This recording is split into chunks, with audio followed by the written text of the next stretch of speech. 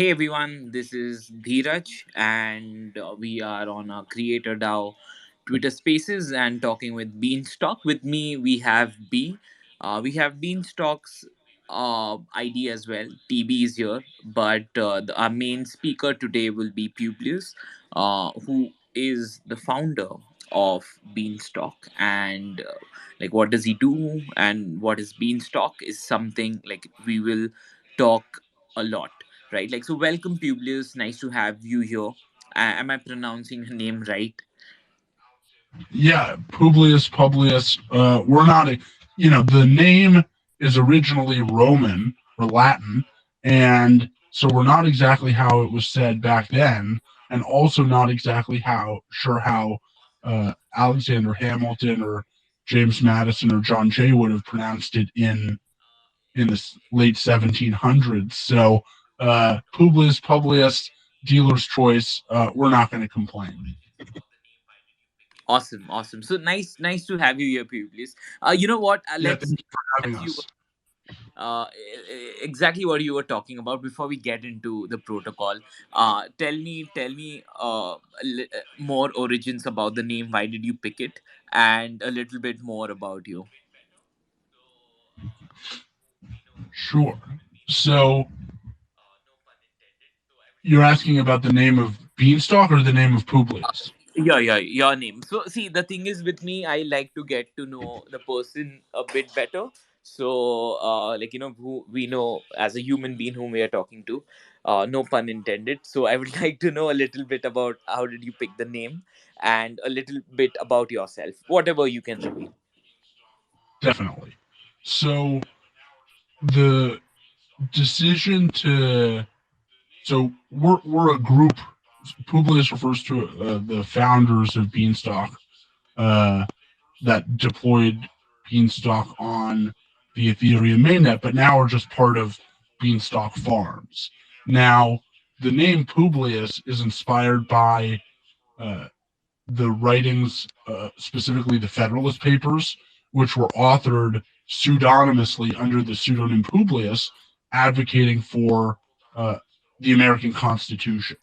And the writings were done by Alexander Hamilton, John Jay, and James Madison. And they're very important historical documents, but also just very inspirational to us individually. And beyond that, what Beanstalk is fundamentally is a credit based stablecoin issuer. It relies on its ability to attract lenders to issue a stablecoin and maintain a stable price. And Alexander Hamilton was one of the main, if not the main, advocate for uh, the predecessor to the current central banking system. And particularly, he advocated for the federal union to take on the debt of the states and to do so by issuing its own debt. And to the epitaph of the Beanstalk white paper speaks to this and references it explicitly, or I guess not explicitly, but it says a national debt, if it is not excessive, will be to us a national blessing. It will be powerful cement of our union. And so the quote is capturing how a credit-based system, if used effectively, can be can be glue of a decentralized system of states, or in the case of Beanstalk, a decentralized system of protocols. And the hope is that Beanstalk can serve a similar role within DeFi as the American monetary system has served in, in in the in the world over the past 250 years almost. And that is where the name primarily comes from. So it's an Alexander Hamilton reference, and it's a reference to the Federalist Papers. And to give a little bit more context on us and how we got started working on Beanstalk, we're friends from college, and we were basically hanging out Thanksgiving of 2020 and just shooting the shit basically. And one of us was complaining about how our job was pretty miserable, and we were looking for something that would give us more meaning in life. And one of us suggested that uh, we work on something in crypto together. And at the time, we had both had various experience, or not both, I guess. We had each had various different experiences within crypto, and the long story short, we had a bias that the stablecoin space was particularly ripe for disruption and was one of the main cogs in the wheel that is DeFi. And to maybe to go into a little bit more specifics, uh, the vast majority of stablecoins that exist, and particularly existed back around Thanksgiving of 2020, was they're all collateralized. And in short, there's not enough collateral to go around, and to create enough stablecoins to meet demand. And even though these different peg maintenance models all have relatively strong efficacy at peg maintenance, their supply shortages of their stablecoin manifest in high borrowing costs. And also around Thanksgiving of 2020, ESD, empty set dollar, which was an attempt at a credit based, non collateralized stablecoin, was blowing up. And that evening, we all read the white paper together. And in short, we we kind of decided to work on a fork because we thought ESD was really cool, but it had some very clear economics issues. And we thought it would be a couple of months and it would be more of a fork. But as we got into the nitty gritty of rejiggering the model, we realized it was going to require a ground up rebuild of the model, which would require a brand new code base, which would also require a brand new white paper. And so instead of a couple months, it ended up being like a 9 month all intensive process. We all quit our jobs and started working on it full time throughout that process, and ended up deploying Beanstalk anonymously and cold turkey with no pre-mine or pre-sale or investors on the Ethereum mainnet in early August, and have since been working to build a decentralized community to work on and support and use Beanstalk and Beans. And we're now 7 months in, and both the peg maintenance model is doing pretty well, with the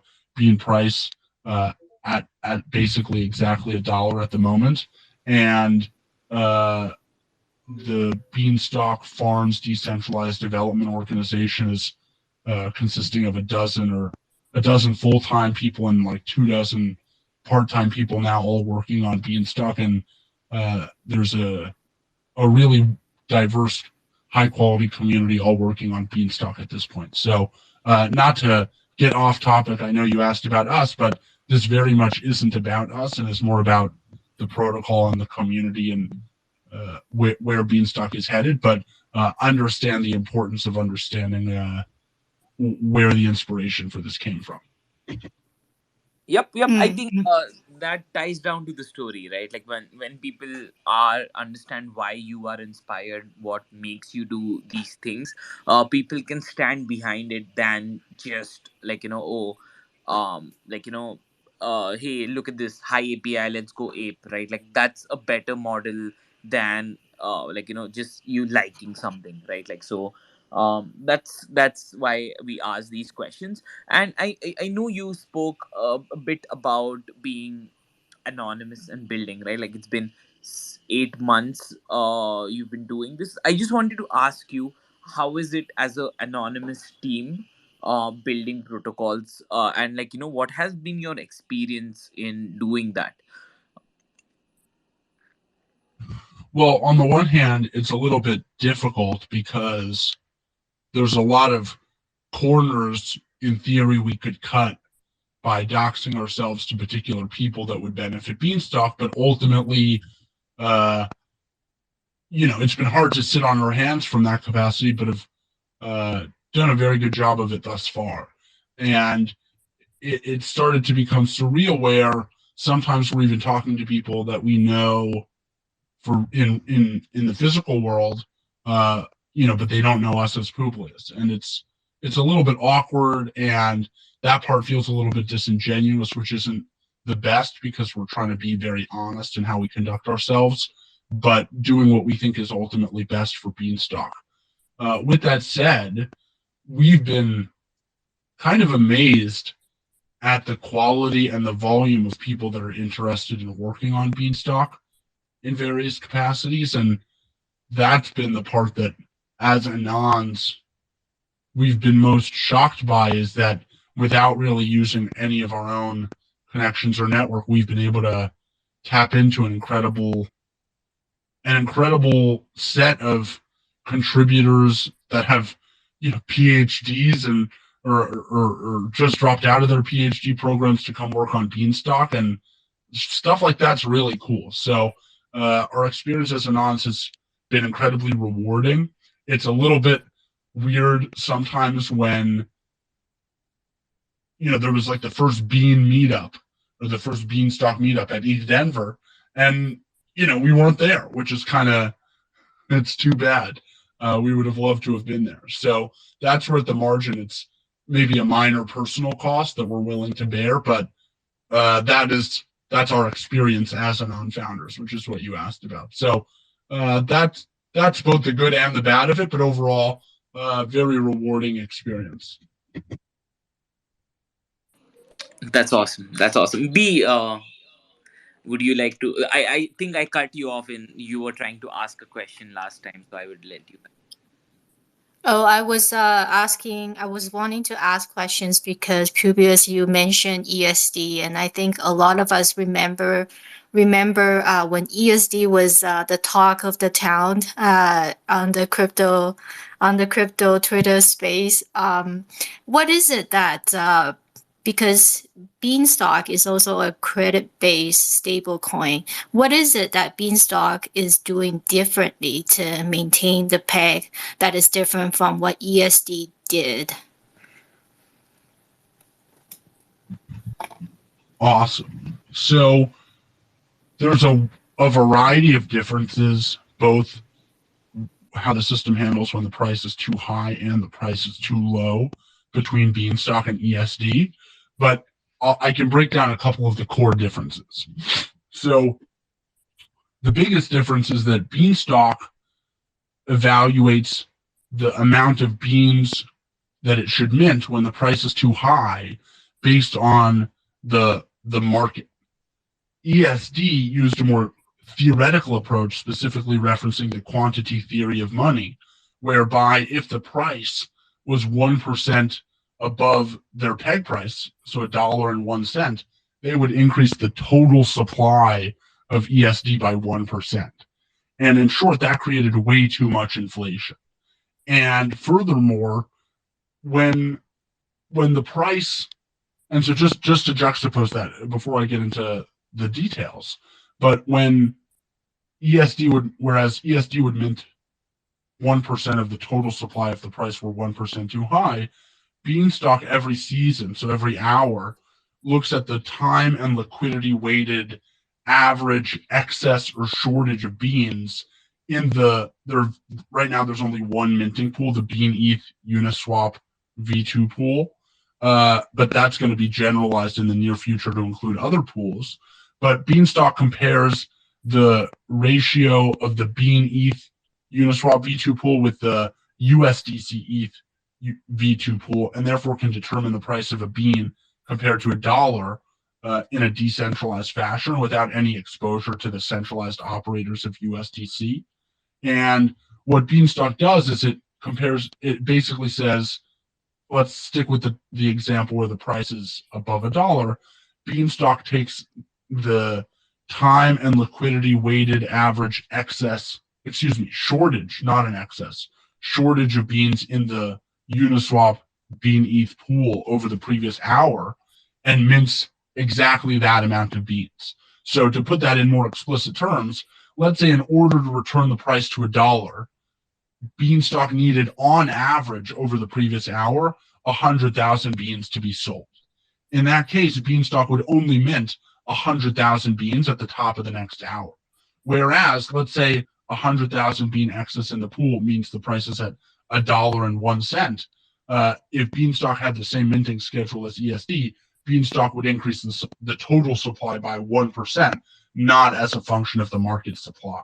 Does that make sense? Yeah. Another thing that I find interesting is how there's a couple more differences between ESD I might want to get into if there's time. Right. And I was also wondering about the whole credit line system with Beanstalk and how you have to wait for your turn, first in, first out, to redeem your bond. Can you explain a little bit about that as well? Yeah, so let's take the other scenario where the price was below $1 on average over the previous season, over the previous hour, which means there was a time and liquidity weighted average excess of beans in the pool over the previous hour. In that case, Beanstalk needs people to buy beans. It needs beans to be removed from the liquidity pool. And so let's say instead of 100,000 bean shortage, now there's 100,000 bean excess in the pool. Beanstalk needs to incentivize somebody or multiple people to come and buy 100,000 beans and lend them to Beanstalk, thereby removing it from those beans from the supply and returning the price to $1 in theory. Now, you may have additional demand or supply in that period of time, so it's not an exact mechanism. It returns the price to the peg a little bit more slowly, if that makes sense, because it uses the trailing hourly price and liquidity. But the point is that there's a couple key differences between ESD and Beanstalk, where the goal, if the protocol needs to attract lenders, and this applies to Beanstalk or ESD or any credit-based protocol, if the protocol needs to attract lenders, the goal is to create as an efficient system as possible for the system's debt. In the case of Beanstalk, when Beanstalk is willing to borrow beans, when it's willing to issue debt in exchange for lent beans, Beanstalk issues soil. Soil is the willingness to borrow beans. And so in short, if there's 100,000 excess of beans over the previous hour, Beanstalk mints 100,000 soil. It says it's willing to borrow 100,000 beans from the open market. Now, in the case of Beanstalk, and this is where things are very important, when you lend beans to Beanstalk, you receive pods. Pods are non-fungible. Whereas in the case of ESD, their coupons, which were sort of similar to pods, it's their debt asset, were fungible. So in the case of pods are paid on a first in, first out basis. And in the case of ESD, the pods were fungible, meaning any of them could be redeemed at any time. A bit of a Freudian slip there. And so if the goal is to create an efficient system where there's efficient demand for soil, demand for Beanstalk's debt, Beanstalk creates a variety of different incentives to make it such that if at any given time people feel like it's a reasonable time to lend to Beanstalk because of the price of beans, the current amount of debt level, and the interest rate, they're incentivized to do so immediately. So the interest rate for lending beans to Beanstalk is the weather. Everything is farming themed, as you can probably gather. So the weather at the time that you lend beans to Beanstalk determines the number of pods that you receive for lending beans to Beanstalk. Currently, if you lend beans to Beanstalk, the weather is like 6,800% or something. So for every bean you lend to Beanstalk, you get 68 plus 1 because you get your money back. So you get around 69 pods for every bean that you lend to Beanstalk. But when it comes to an incentive perspective, the pods go to the back of the pod line, meaning anyone that has lent beans to Beanstalk before you is going to get paid back before you. And therefore, if we go back to creating an efficient market for soil, the incentive structure is as follows. If at any given time, based on the current weather, current price for beans, the current debt level, and the market conditions in general, anyone feels like it's a good time to lend to Beanstalk, they're incentivized to do so immediately, because otherwise there's a chance that someone else will lend to Beanstalk before them and get in front of them in line. And because the weather, the interest rate, only changes up to 3% every hour, the marginal benefit, especially when the weather is so high right now at 6,800%, of the weather going up a couple more percent versus someone lending beans to Beanstalk before you is very significant. And accordingly, Beanstalk is able to create an efficient market for soil. And just to juxtapose it one more time with ESD, the interest rate that you would receive for lending to ESD was actually a hard-coded function of the protocol's current debt. And accordingly, there was perverse incentives for lending to ESD, whereby if at any given point you felt it was a good time to lend to ESD, you were still incentivized to wait. Because if someone else lent to ESD first, you would get a higher rate of return, and that created a tragedy of the commons and a very inefficient market for ESD debt. And so Beanstalk, because of the first in, first out pod redemption schedule, and the fact that the interest rate only goes up or down up to 3% every season based on market conditions, which cannot be gamified easily by a market participant, Beanstalk is able to create a much more efficient market for its debt than previous attempts at a credit-based stablecoin. Yep, that makes sense. That makes sense. So basically, I think this exists, so we have an efficient marketplace, right? Like, so that's the goal, is what we are trying to solve for. I mean, I also want to ask you about like, what kind of partnerships and integrations have you guys done as of now, and what are you guys looking to do? So product market fit is one of the most important things about building anything. And Beanstalk specifically has something called the silo, which is effectively the Beanstalk bank, which is particularly well suited to leverage the composable nature of Ethereum to facilitate a wide variety of integrations for Beanstalk and with Beanstalk and utility for beans. So the other difference, and just to tie this in with the ESD conversation, one of the other key differences with ESD is that anytime the price was below $1, there was very little incentive to leave your assets deposited in the ESD DAO to participate in seigniorage. There was basically no reason to withdraw your assets from the DAO, and then later, when the price was back above 1, re-enter, redeposit your assets in the DAO. There was effectively a run on the bank every time the price was below $1. And so Beanstalk, the Beanstalk DAO, which is called the silo, uses something called the stock system to both create an opportunity cost for leaving the silo and returning in the future, and is also built in such a way as to leverage a wide variety of assets to be deposited into the silo and earn Beanstalk native rewards, such that all of the bean seigniorage can be both like retained within the silo and used with a variety of different assets to provide liquidity, for example, and a variety of other use cases. So to break that down a little bit more, when you deposit, you can deposit a variety of different assets in the silo. Currently, you can deposit beans, which are an ERC20 token. They're the stable coin.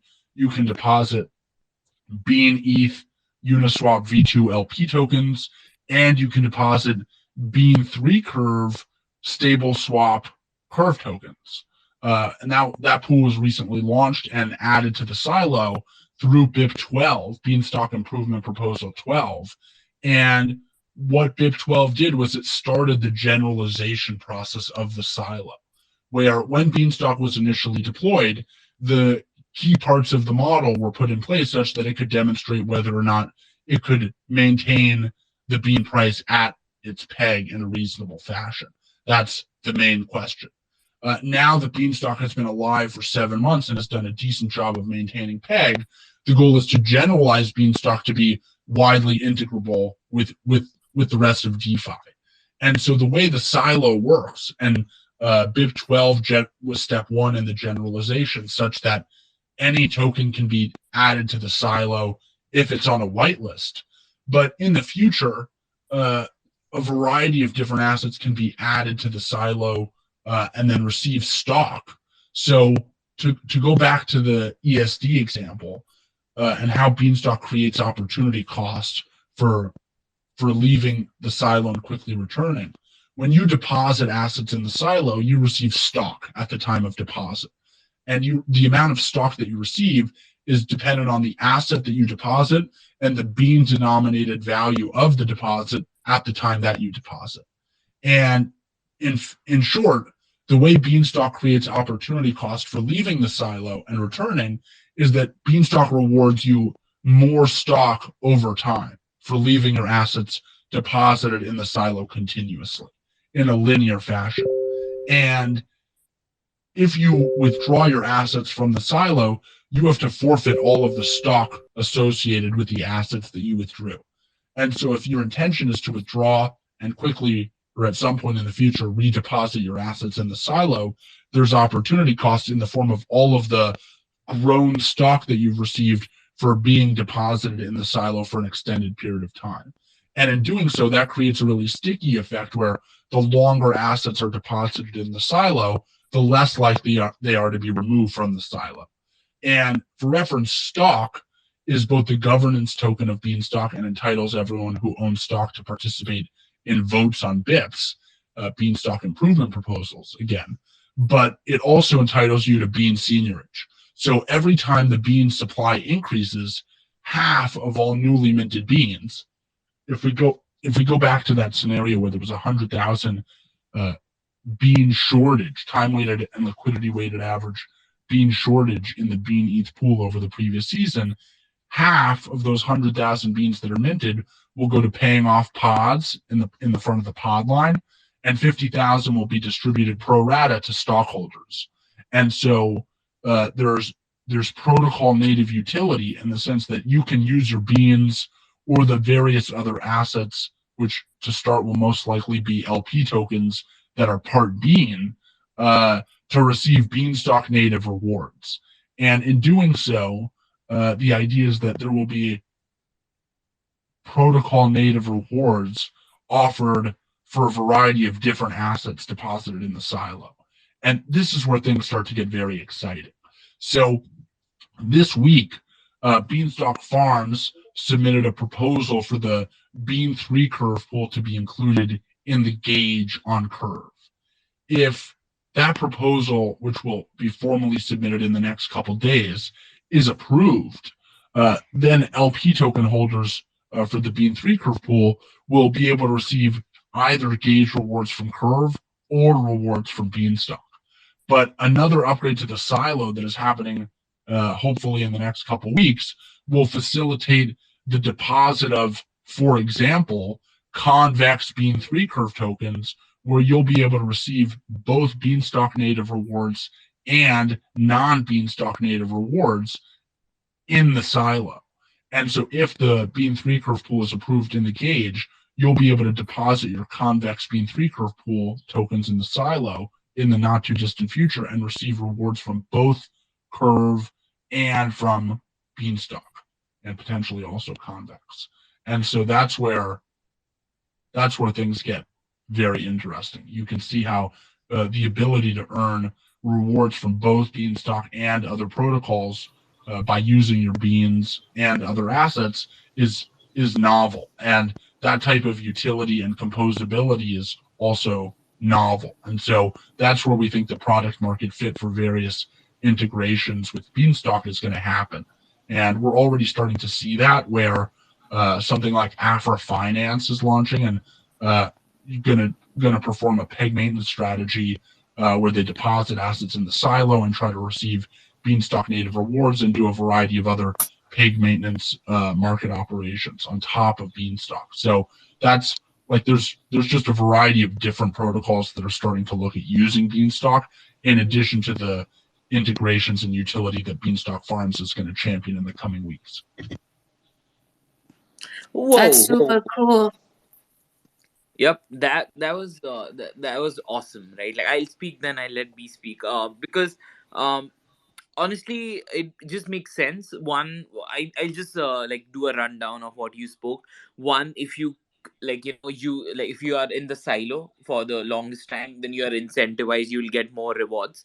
That's a pretty cool mechanism. So that makes that discourages people to leave and come back, just to farm rewards. That's super cool. And you integrating these different protocols and giving your incentives and other protocol non beanstalk rewards as well is also, I personally think, will be a game changer. uh, and that's coming soon, right? That's something I'm really excited about. B, sorry, I go for it, go for it. It's okay. It's okay. Yeah, it's super cool to hear about how all the different mechanisms and systems work together behind the scene. However, I would say that for an average DeFi user on the outside, it looks a little bit complicated, and it's really hard to understand how by participating in the Beanstalk ecosystem, how I would go about that and how I would benefit from the different way of participating. Can you walk us through, like, for an average DeFi user, how they can participate? Yeah, this is one of the big problems with the model being complex, although we would argue we tried our absolute hardest to make it as simple as humanly possible, although it is still very complex, and then decided to use mostly farming terminology to make it as intuitive as possible, but agree that there's a little bit of a hurdle to the terminology and to initially understanding what's going on. And we're trying to do a better job of that as Beanstalk Farms, but it's helpful to explain things a little bit more explicitly as well. So, in short, there's really two sides to the market. There's the silo, which is the Beanstalk bank, if you will, where you can deposit your assets and receive stock. And then there's the field, where you can lend your beans to Beanstalk anytime there's soil in exchange for pods. And the type of interactions or the type of risk profiles or liquidity profiles associated with the silo and the field are very different, because in the silo, you can withdraw your assets at any time. So while there is opportunity cost in the form of forfeited stock, any assets you receive as seigniorage, bean seigniorage, or your initial assets, you can withdraw from the silo at any time. And there's a short withdrawal freeze, which currently is like less than 12 seasons. I don't know. It's been decreasing continuously from 24 seasons for the past couple months. And now it's down to less than 12. And so there is a short withdrawal freeze of 12 or 10 hours maybe right now, but it's still very liquid compared to the field, where once you lend beans to Beanstalk, you can't unlend them. And until your pods get to the front of the line, when they're redeemable for one bean each, you can't really do much with them. Now, there is a recently launched via BIP11, a recently launched farmers market, which is a decentralized exchange for pods, which is pretty cool. But beyond that, there isn't a whole lot that you can currently do with your pods. Now, yesterday, Beanstalk Farms had a Twitter Spaces with Fiat DAO. They're a protocol that facilitates lending for zero coupon bonds. Pods are a zero coupon bond because once you receive the pods, they at some point are redeemable for one bean, but they don't have any additional yield on top of them.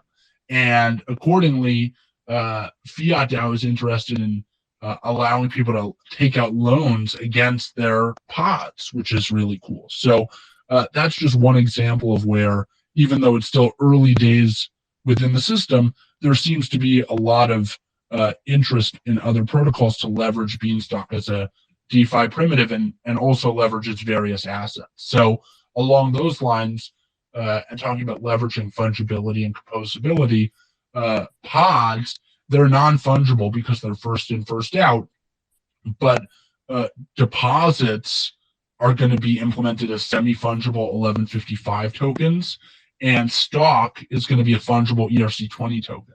And so the hope is that the whole protocol will be widely integrable or integrated across a variety of other protocols, not just Beans or the silo, but even at a more modular level like than that. Yo, yeah, yeah, that's pretty cool, in my opinion, and maybe I would also want to talk a little bit about the community which you have built, and because I've seen, right, like a lot of people who are not part of your core team, they're also building stuff for Beanstalk, right? Like, and like I just want to ask, right, like how is the community and what are they building, right, and how are you using a community as a tool of development to, like, fast forward the building of your protocol? So, along the lines of what we were saying earlier, while we started this a little under 7 months ago, at this point, we're just one part of Beanstalk Farms. And there's a front end development team, there's a branding team, there's a community team, there's an operations team. We still do a lot of the back end development, but there's a whole back end development team as well that consists of multiple other part and full time people that are writing Solidity code and submitting BIPs on behalf of Beanstalk Farms. The farmers market was almost entirely developed by community members, as have a variety of other BIPs. And the farmers market, again, is the decentralized exchange for pods. Now, the the thing that's most amazing to us is the quality of the discourse, the quality of the community, and how how everyone is so interested in the success of Beanstalk and coordinating to make that happen. Now, that may be a function of the small community. It's still, our Discord is like 20, a little over 2,000 at the moment, so it's still small, but it's a really strong community. But I would also argue that it's partially a function of the fact that the protocol creates these strong incentives where people are aligned with the long-term success of the protocol, and that's really cool as well. So uh, the thing that's most shocking is the quality of the people that are quitting their jobs, their full-time high-quality jobs, or dropping out of their PhD programs to come work on Beanstalk, and that gets us very excited. That's amazing, right? Like, I mean, I would ask you more human question, but that's okay. But you just spoke about people are leaving their jobs, and, like, people who are doing the PhD, maybe they're taking a break or they're stopping doing that to work on Beans. Like, how does that make you feel? It's it's a wonderful feeling, and to be surrounded by the community that is all working to make Beanstalk a success is very rewarding. So, uh, again, it was a difficult decision to start this in an anonymous capacity, and it's too bad that we can't connect with uh, the people that we're working so closely with on a daily basis to make Beanstalk and make Beanstalk really change DeFi. It's a little surreal not to be able to have a personal relationship with them and to speak to them through through a voice distorter, but it's like yeah, it's generally the feeling is one of being incredibly grateful to be surrounded by such a wonderful community. Publius, if I may ask you a question about the protocol itself. If you were to list some of the challenges that Beanstalk is facing currently, what would you say they are? And how is Beanstalk planning to tackle these problems? So fortunately, at this point in time, the problems or the scale of the problems are much smaller than they've been in the past. In the sense that if you look at the history of and our recently proposed curve gauge proposal does a good job of illustrating a variety of these BIPs and the effect that they've had on the peg maintenance model.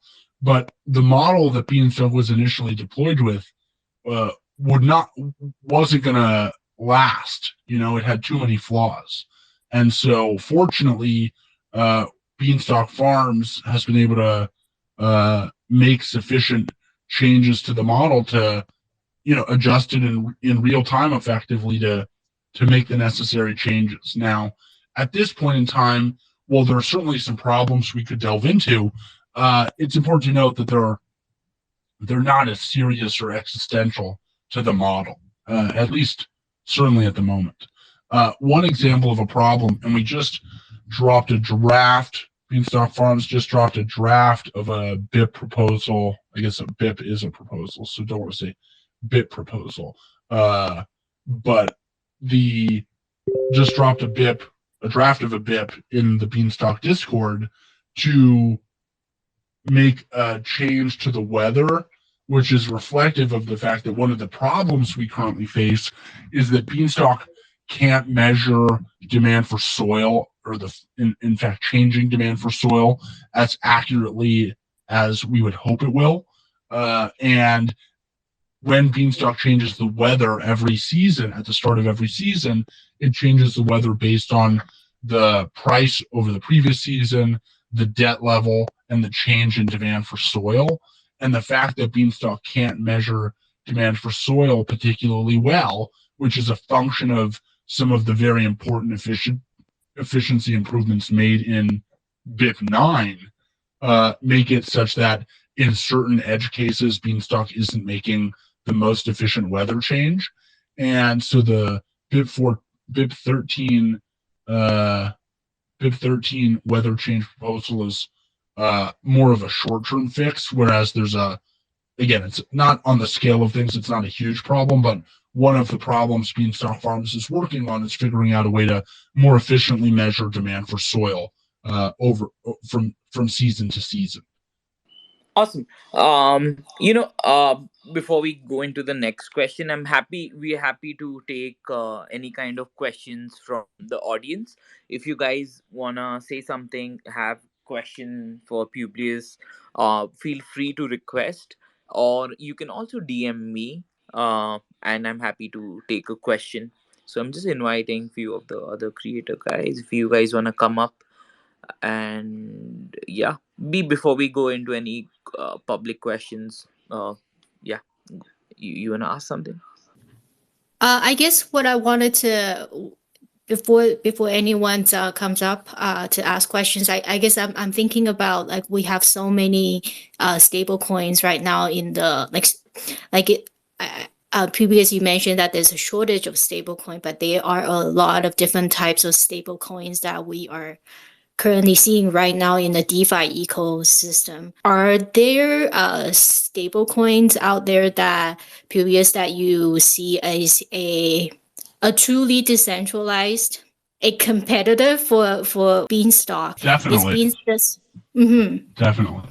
So I think, in my opinion, the biggest competitor to Beanstalk is Terra, Luna, or UST. The collateral problem that we laid out at the beginning was solved in a very elegant fashion by Luna, because the value of Luna, which is protocol native, can float freely.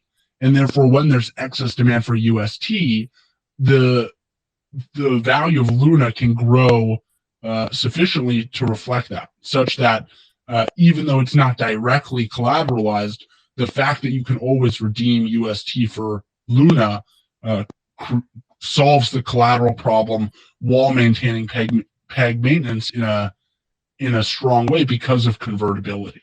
Now, with that said, and again, I think their solution is very elegant, very elegant.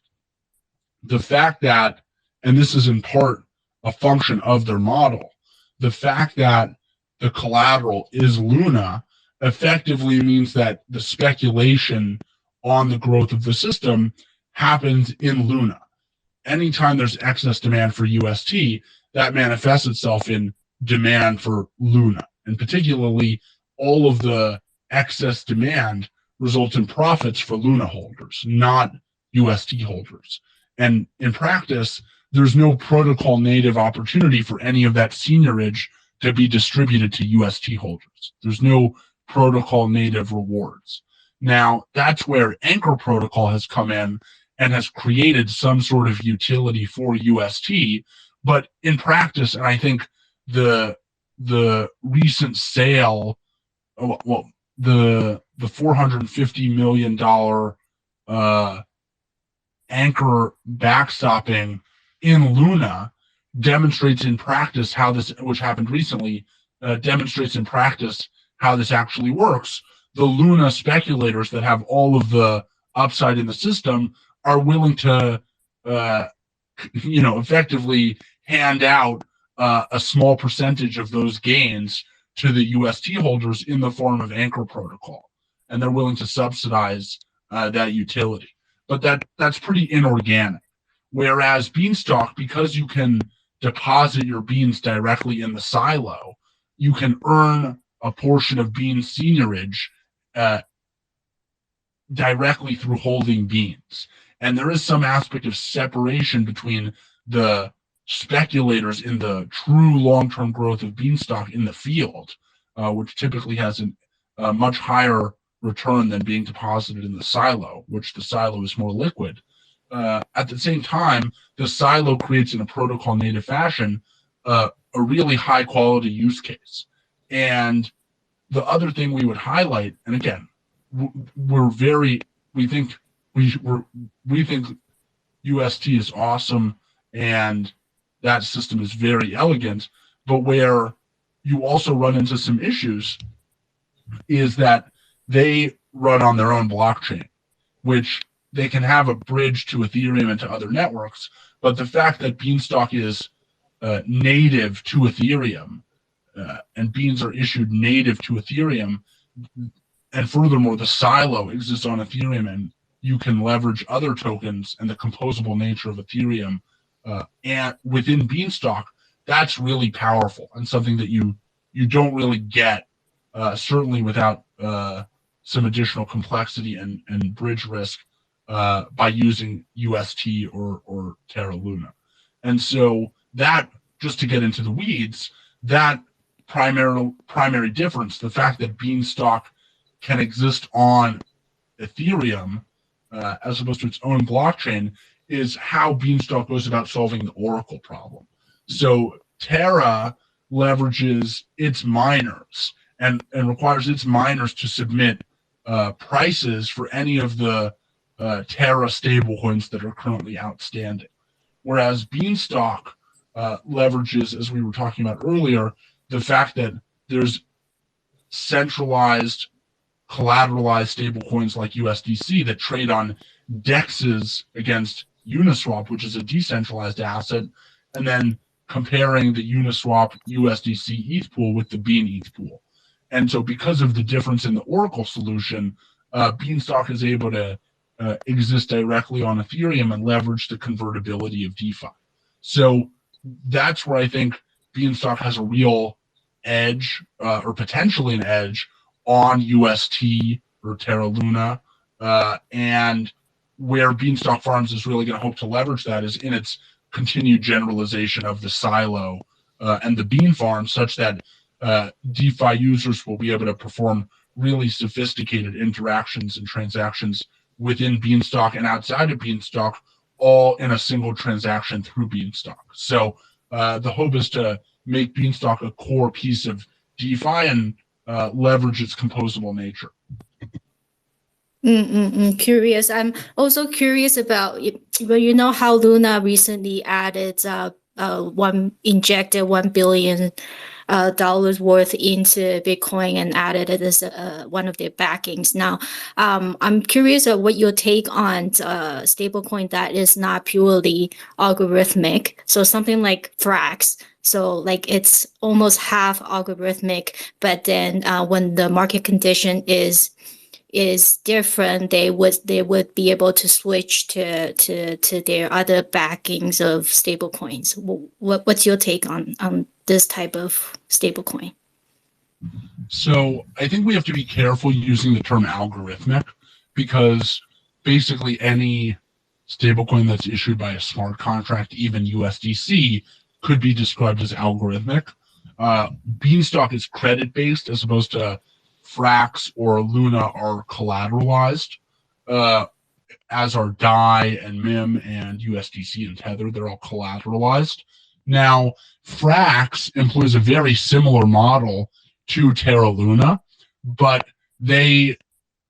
because their end state in a perfect world for the Frax protocol is that they don't hold any USDC or non-protocol native collateral, and all of the collateral is just the FXS token. So when you redeem your Frax for $1, it's $1 worth of FXS as opposed to $1 of USDC, which is very similar to the Terra Luna model, but does have a little bit more potential risk in it, in the sense that the protocol does autonomously raise its collateral requirements, which could create excess supply of FXS at imperfect times for the system. And so I think apples to apples, Terra Luna is